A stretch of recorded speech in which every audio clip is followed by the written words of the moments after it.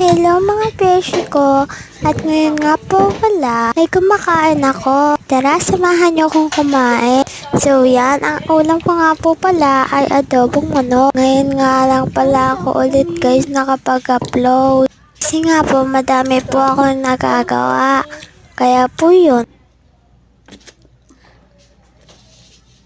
At yan nga po, patapos na po ako kumain.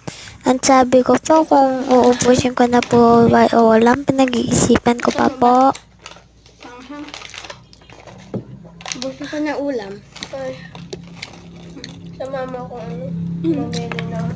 At yun nga po, sa wakas ay tapos na ako. Ay iinom na nga lang po pala ako. At yun nga po pala, sinamid pa ako dahil sa mga sinasabi nila. So yun nga lang po guys, babu!